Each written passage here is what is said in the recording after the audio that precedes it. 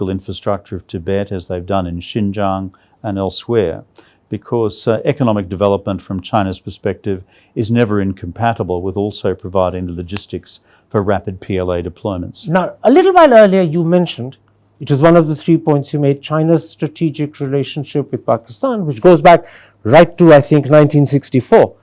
Is there a sense in which strategically India could face a two-enemy front, a double jeopardy situation with China in the north and Pakistan on the west, and with a certain degree of collaboration between them? Difficult to hypothesize about that. It will depend on the nature of the government in Islamabad on a particular day in terms of the capacity of Pakistan or willingness of Pakistan to fully or partially comply with a broader Chinese strategy. It would be wise, I think, on the part of Indian military planners to always plan for the worst and hope for the best. But military planners are by instinct a cautious breed. And so therefore that would be a wise set of strategic contingency planning on the part of the Indian military forces.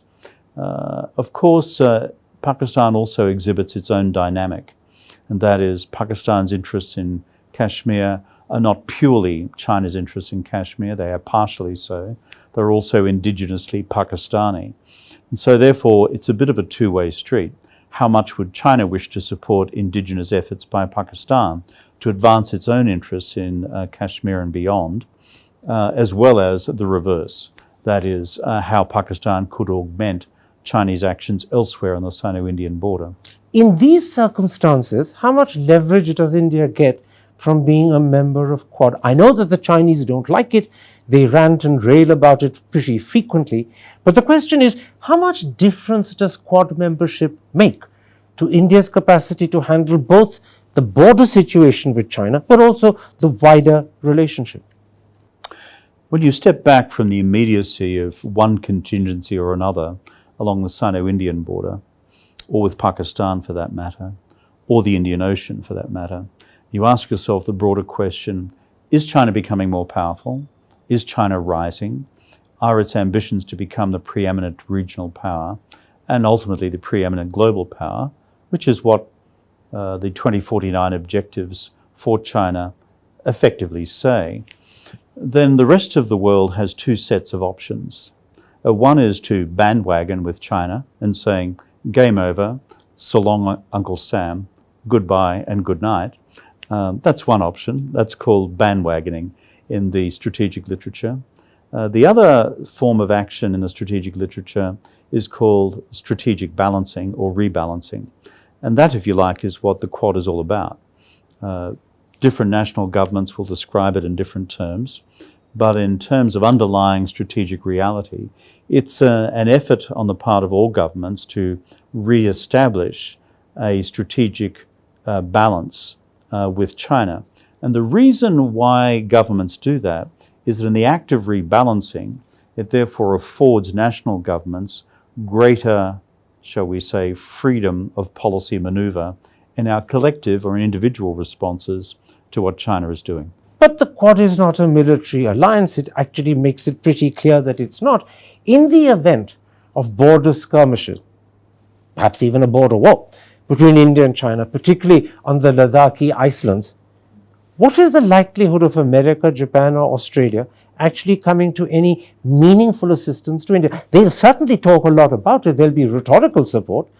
But what about military support? Or is that not part of the Quad?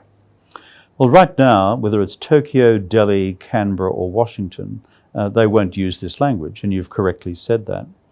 But you see, I think one of the diplomatic art forms associated with the evolution of the Quad is that it is elastic. It has begun as a theoretical concept. It has been through Quad 1.0. We're now into Quad 2.0.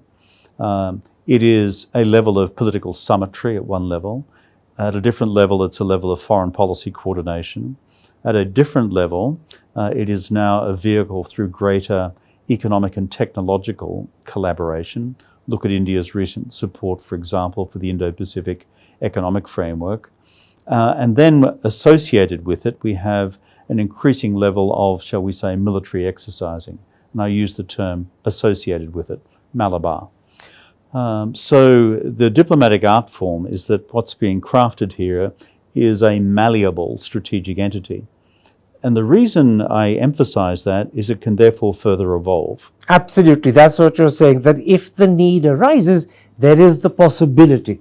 That's true, and that of itself affords both Delhi and Tokyo and Canberra, shall we say, flexibilities for the future. In other words, the Quad is more than it simply seems to be at the moment. It has that possibility to evolve and take on a military dimension. Yeah, it can be calibrated up or down, or shall I put it in these terms, to one side or the other.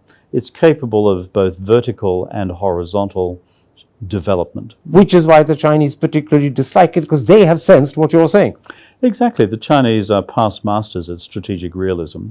If you read the 7 military classics in Chinese classical literature, which date from about 1500 to 2000, 2,500 years ago, you'll see a lot in the literature about balance and rebalance.